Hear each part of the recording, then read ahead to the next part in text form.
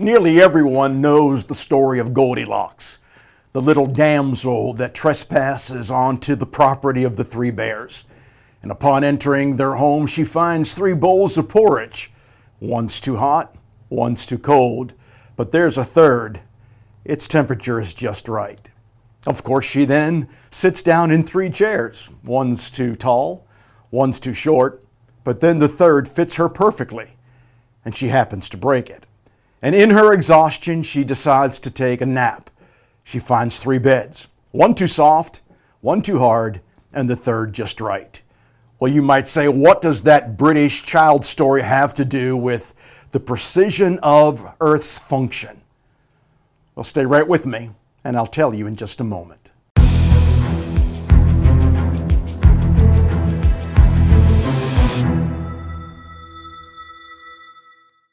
Earth is the third planet from the sun. You remember that from your earliest days of science class in elementary school.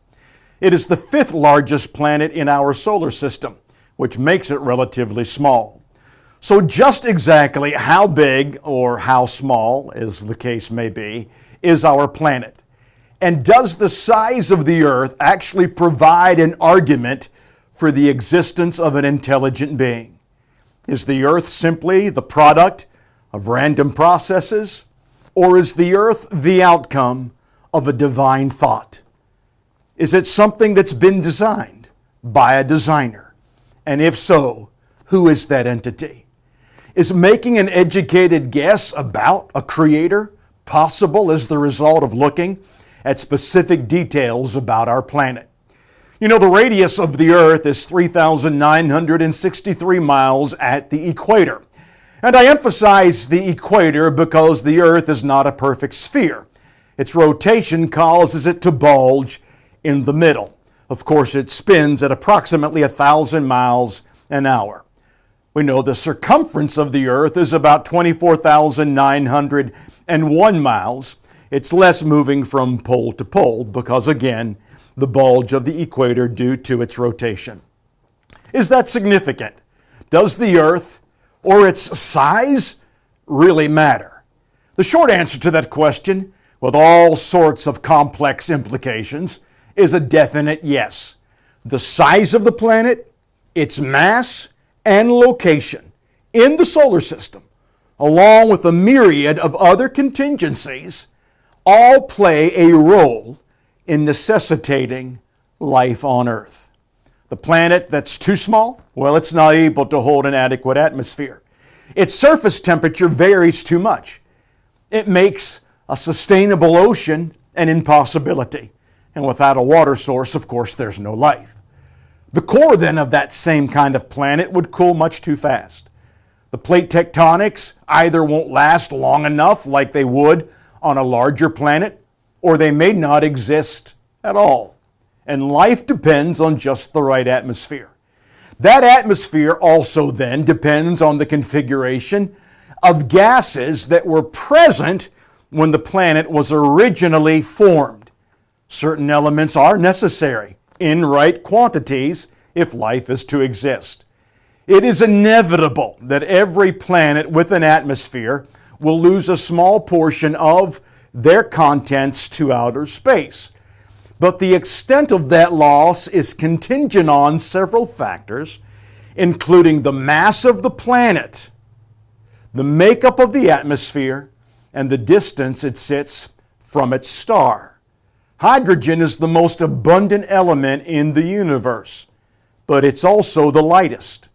And this reality causes it to fly off into space because gravity has a minimal effect on it. So when gravity on any planet is too low, a variety of gases are lost to space as thermal activity of those gases begins to accelerate. Their velocity then allows them to break free from the atmosphere of that respective planet. Extremely large planets don't encounter this problem, well, at least not as much as smaller planets because of the enormity of their size and their greater mass. They have a more adequate gravitational pull. Now, as it pertains to the Earth, does its size matter? We asked that question just a moment ago, And again, the answer is a resounding yes. If the earth was double its size, the atmosphere could not support life. It would be made up mostly of hydrogen. Taking these specific parameters a step further, we note that planets require a solid surface if life is to exist.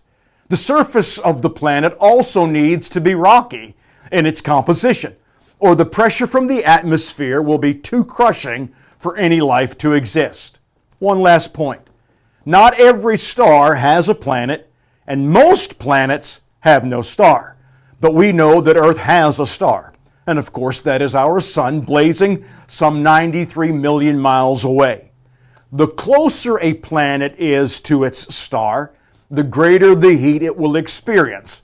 And our sun emits huge bursts of energy in the form of solar flares.